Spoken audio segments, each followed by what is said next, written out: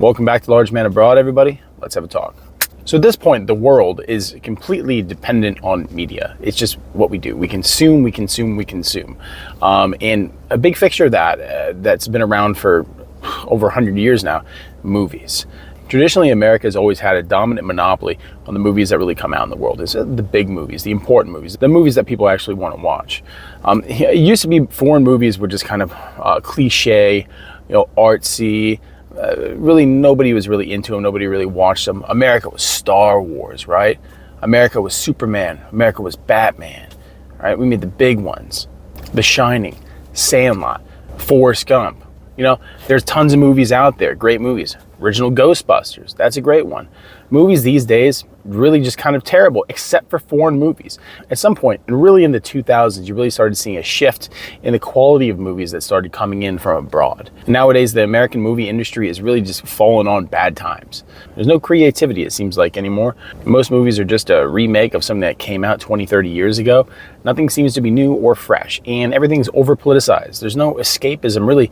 The only good movies that come out these days that people really get into really do tend to come from abroad. And I think this goes back to early 2000s with Lord of the Rings, Harry Potter. These are a series of movies that created massive fandoms that stretch out across generations until today. I mean, granted, Lord of the Rings and The Hobbit in literary form have been around for almost 100 years, but that doesn't take away from the point. Foreign movies now are important to popular culture. There's no one country that has dominance on global culture anymore, not like America used to. It's a bygone thing. And the world's better for that because we get to see a glimpse into other cultures, how people look at the world, the things that they're interested in. I mean, I don't know much about Korea, but I'll tell you what, they must love zombies over there because everything that comes out over there is about zombies. But again, it's a taste of something different. There's something for everybody, and that's the point. America doesn't have any reason to be the center of the movie industry anymore. And I think that's why we're here to talk about today.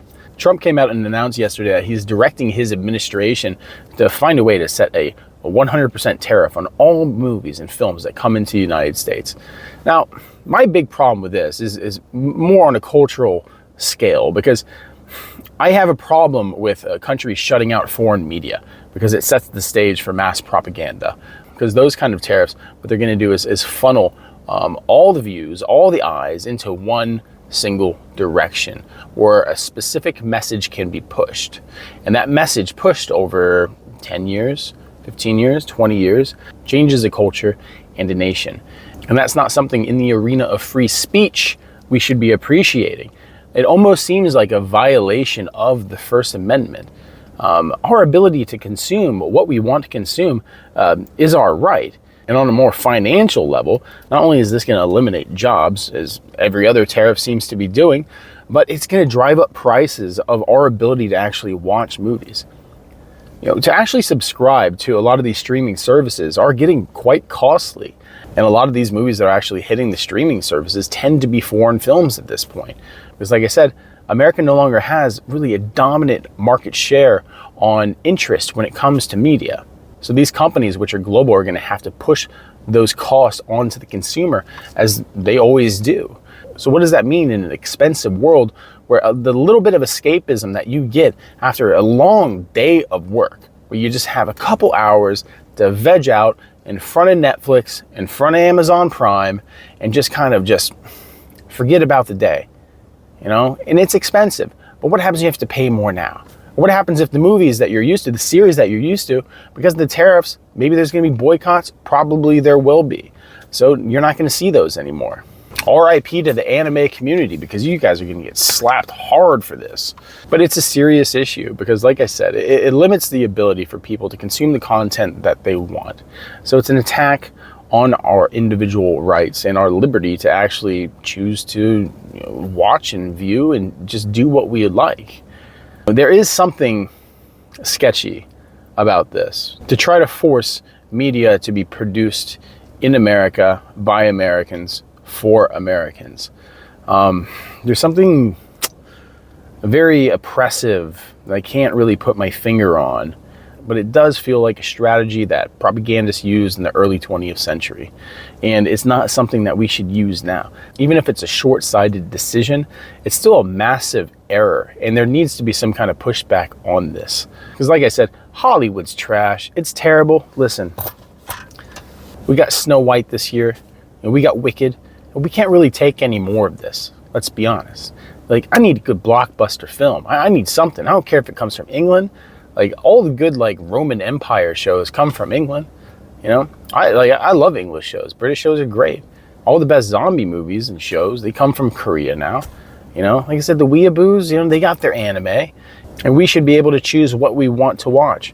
But by using these tariffs to literally push out the competition, again, it's another strike against the free market. You know, the entire conservative GOP, Trump, MAGA thing has always talked about the reliance on and the importance of the free market. But it seems to be that the free market doesn't matter at all. Only the domestic market matters. And all the profits that come from the domestic market are funneled to the donors of a lot of these politicians. Because I don't trust any of them, and neither should you. And I want them to keep their hands off our movies. I mean, it's bad enough that Star Wars was ruined by Disney. I got no problem with you taxing Disney. Ruin Disney. And maybe even let Hollywood burn a little bit. And to get, I mean, because the problem with America and the problem with American movie making now is that we don't have stories to tell. And we can't exactly watch nothing but American Sniper. I mean, what's the great movies that have been coming out? You might get one a year, two a year maybe. But I mean, the golden age of cinema is over when it comes to Hollywood. But in the emerging film industries all over the world are hitting their new golden age. And I'm here for it. And a lot of people are here for it. And now you're going to tell us that we can't watch it. So it's just like another attack on Americans' privacy and how we want to live our lives. It's real BS, honestly. And, you know, we got to call it out. We got to call it out how it is. And I don't feel like this benefits anybody. Either you're on the left or the right. Who wants this? Because people on the right, if you don't know, they also hate Hollywood. So why do you want to save Hollywood? Is it because Hollywood tends to be a major donor and supporter to a certain country in the Middle East? Maybe that's something to talk about. But it's like I said, this kind of government intrusion on every aspect of our lives at this point, it's costing us our jobs, it's costing us our families, it's costing us what food we can have in the fridge, what things that we can order to our houses. I mean, listen, Amazon's taking a hit and Temu's gone, and the wife isn't happy about that. If you're married, you know, you're expecting the Amazon package every day, or else, you know, someone's going to be getting cranky at home. I'm just kidding, kind of. But at the same time, every aspect of our life seems to be being touched now. And this is just one more thing. This is government control. That's all that it is. Whether you like it or not, you have to admit that that is what it is. This is government intrusion. It is government control. And by placing a 100% tariff on foreign movies, it is setting the stage for a new era of propaganda that is an affront to the American people, the film industry, art in general. As much as I hate to be on the side of energetic drama kids, you know, I kind of have to be on this side. Just stay out of their lives. Let them create the crap they're going to create. So if we want to watch it, we can watch it when we're hungover on a Saturday because we drank 13 Coors Lights at 11 o'clock at night because we thought that we were still 22 years old and don't get a hangover. You know, let us do these things. It's important for us. It's important for normal people. But anyway, short rant. It's crazy to me. I feel like I don't want to make these kind of videos, but every day something crazier is coming out and you just kind of have to say something about it because it just seems insane, right? These don't seem like normal things politicians do or anyone would do. What kind of madman comes up with the idea, you know what, we're going to put a 100% tariff on all films that come to the United States because Hollywood, which hates my guts, we need to make them great again. If you think that this is going to get people on your side after all the bullshit that you're doing, I mean, it's not. And a lot of us are out here and just want to watch Netflix. You know, stay away from Netflix. Leave us alone. You know? Let us watch our trash Korean zombie movies and our shitty anime. But again, that's all we have. Thanks for stopping by, guys. Orange Man Abroad. Have a good one.